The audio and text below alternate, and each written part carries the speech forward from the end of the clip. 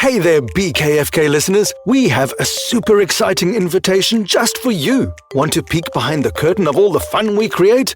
Head over to our website and sign up for our awesome newsletter. You'll get the scoop on behind-the-scenes facts, the latest BKFK news, and details about our upcoming stories. You'll also get to meet our amazing performers in our BKFK Hall of Fame. Plus, we've got some cool giveaways lined up just for you. To kick things off, we're giving away a free copy of our audiobook, The House at Pooh Corner, to all new subscribers. That's right, the whole book. So don't miss out. Zoom on over to buykids4kids.co. Sign up and join the fun with the BKFK family.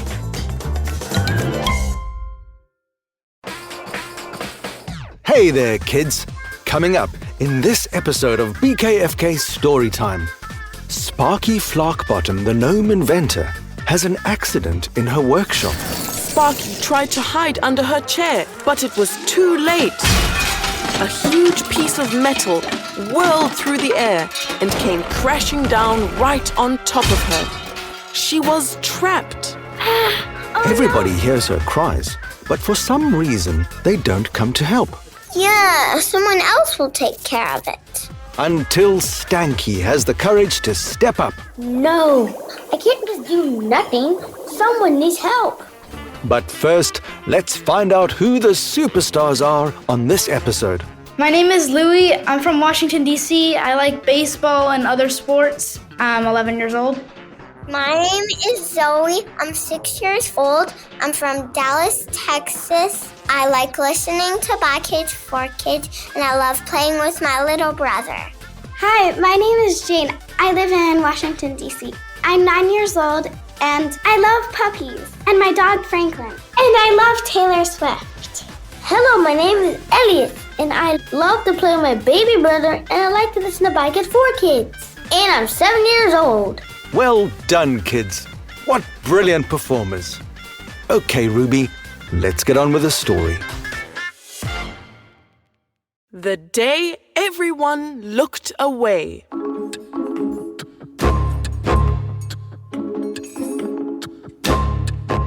One lazy afternoon, Sparky Flarkbottom, the gnome inventor, was hard at work, surrounded by all sorts of strange and wonderful materials. Tiny gears clinked together as she assembled her latest invention. It was huge. A gleaming brass knob here, a twisted piece of metal there, and everything was carefully placed in a chaotic but beautiful arrangement. Now let's see, she murmured, adjusting her goggles and holding up a shiny gear. If I attach this wooden lever here and connect it with this spring, her eyes sparkled with excitement. It should do the trick. She put the last piece in place with a satisfied smile. And now to turn it on, she said, reaching for the switch. She clicked it.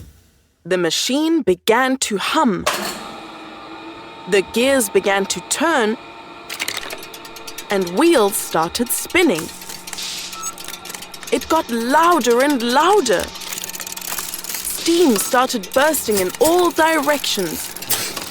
Sparks started flying. And then it began to come apart. Pieces of the contraption flew in all directions. Sparky tried to hide under her chair, but it was too late. A huge piece of metal whirled through the air and came crashing down right on top of her. She was trapped. Oh no! Help! Help! She cried, her voice echoing through the workshop. Panic bubbled inside her as she struggled to lift the weight off herself, but it was too heavy. Help me! I'm stuck! Please, someone help!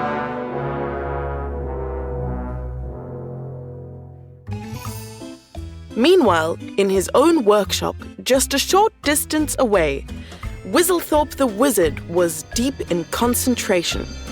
He was busy mixing ingredients for a new spell, his hands moving quickly as he chanted softly. Just a little more magic dust, and the spell will be perfect.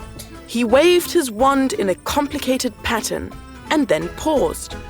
He heard the faint sound of muffled cries. Help! Help! What was that? He wondered aloud, scratching his head. Sounds like somebody's in trouble. But then he shrugged, pushing his floppy wizard hat back in place. I got too much to do. Besides, somebody else would probably help. In the dark cave where the terrible trio lived, Grumblegut, Troller, and Snotbeard were lounging around. They were lying on their backs, surrounded by piles of bones, rotten fungus, and other strange-looking garbage. They were counting centipedes crawling on the ceiling and commenting on their appearance. They heard a noise in the distance. Did you hear that? Grumblegut asked as his ears perked up. Sounds like someone is in trouble, Said Snotbeard. Sounds like a squeaky mouse. Troller giggled, her mossy hair bouncing as she snorted. But not our problem. Snotbeard shrugged and continued munching on a particularly squishy bug. Yeah, someone else will take care of it. Now look at that tasty centipede on the left.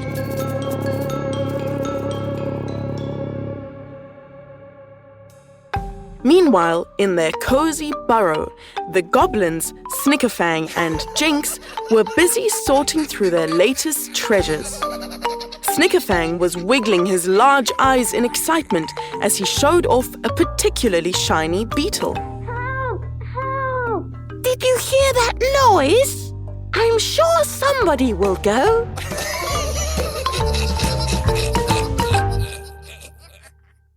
Back at Sparky's workshop, she was growing increasingly uncomfortable, the weight of the metal pressing down on her. Help! Please! Somebody! She cried again, pushing with all her might. But the metal wouldn't budge, and her strength was fading. Help! Help! As her cries echoed in the air, Stankenfrein was busy chopping ingredients for Granny Gigglesnort's latest potion. He was humming to himself. Chop, chop, chop. He sang, but then he paused, his ears picking up the strange noise. Help! It didn't sound like a happy sound at all. Stanky's heart raced as he listened closely. What's that? It sounds serious. He exclaimed, dropping his knife in alarm. Don't worry, Stinky. Granny Gigglesnort said, stirring her bubbling cauldron with a grin. It sounds like a little trouble, but I'm sure everyone else will deal with it. Stanky continued chopping. He heard the noise again. Help! Help! He felt a pang of worry in his chest. No! I can't just do nothing. Someone needs help. Without another thought, he dashed out of the workshop. As he hurried towards Sparky, he noticed creatures gathering in the village, glancing toward the commotion, but not doing anything. He felt a mix of urgency and frustration as he raced to the scene. When he arrived, he found Sparky trapped beneath the metal, her eyes wide with fear and desperation. Stinky! Oh, help! She cried, her voice trembling as she struggled to lift it. I'm coming, Sparky! He shouted back, rushing to her side. He dropped to his knees and pushed against the heavy metal, but it wouldn't budge. Oh no! Ugh, it's too heavy! Please, Stinky! I can't hold on much longer! Sparky whimpered. Stanky felt panic rising inside him. He knew he couldn't do it alone. I need help! He dashed back toward the cave where the terrible trio was still lounging. Grumblegut! He shouted as he burst into their cave. Smaller! Snotbeard! You have to help Sparky! He's trapped! Grumblegut looked up, startled. Trapped? But... No buts! We don't have much time! You need to come now!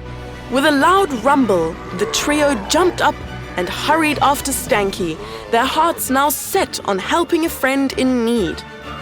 When they reached Sparky's workshop, Stanky pointed at the piece of metal. Look, he's right there. He shouted. Grumblegut stepped forward, his skin rough and glistening with determination. All right, on 3 we lift. The terrible trio took hold of the metal. Okay, 1, 2, 3! With all their might, they heaved together, grunting and straining. The metal shifted, but it didn't move far. More power! Troller shouted, her arms shaking with effort. Keep pushing! Snotbeard growled, flexing his massive muscles. Stanky, feeling inspired by his friends, gritted his teeth and joined in. We can do it together! With one final push, the metal lifted just enough for Sparky to wiggle free. She gasped and rolled out, panting with relief and joy. I'm free! I'm free! She shouted, her eyes sparkling with gratitude. By this time, a crowd had gathered to watch. Everyone erupted in cheers. Hooray for the terrible trio! They yelled, clapping their hands with excitement. Grumblegut held up his hands to quiet them.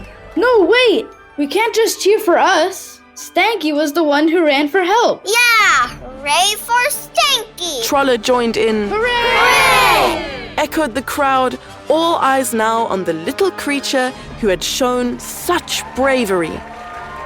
Stanky felt his cheeks flush with pride. You're a true hero, Stanky, said Snotbeard, smiling wide. As the villagers celebrated, Granny Gigglesnort stepped forward with a big grin on her face. Well, looks like we all learned a valuable lesson today. It's important to help each other, even when it seems like someone else will step in.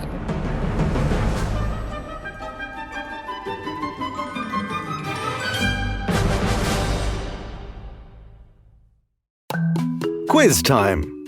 Question 1. What was Sparky Flarkbottom doing when her invention went wrong?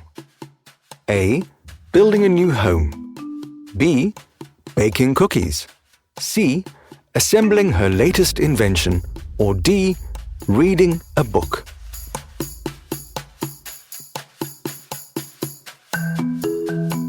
And the answer is C. Assembling her latest invention. Question 2. What was Sparky trapped under after her invention fell apart? A. A pile of books. B. A huge piece of metal. C. A big wooden crate. Or D. A fallen branch.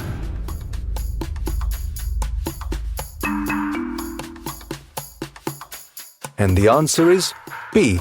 A huge piece of metal. Question 3. What did Whistlethorpe the wizard decide to do when he heard Sparky's cries for help? A. He ran to help Sparky. B.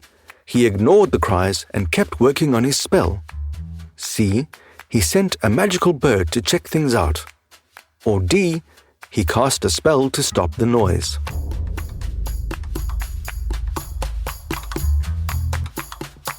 And the answer is B. He ignored the cries and kept working on his spell. Question 4. Who was the first to decide to help Sparky when she was trapped? A. Grumblegut. B. Whistlethorpe. C. Stanky. Or D. Jinx and Snickerfang.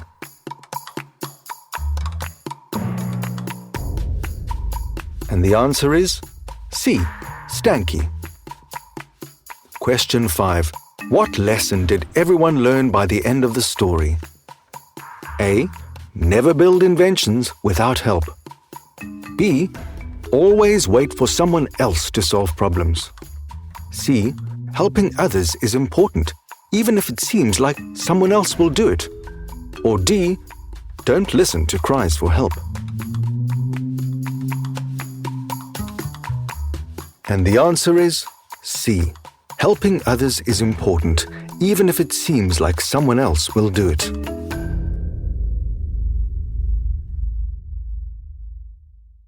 Hey guys, if you like this episode, please share it with your friends and family. It is one of the best ways to support BKFK Storytime.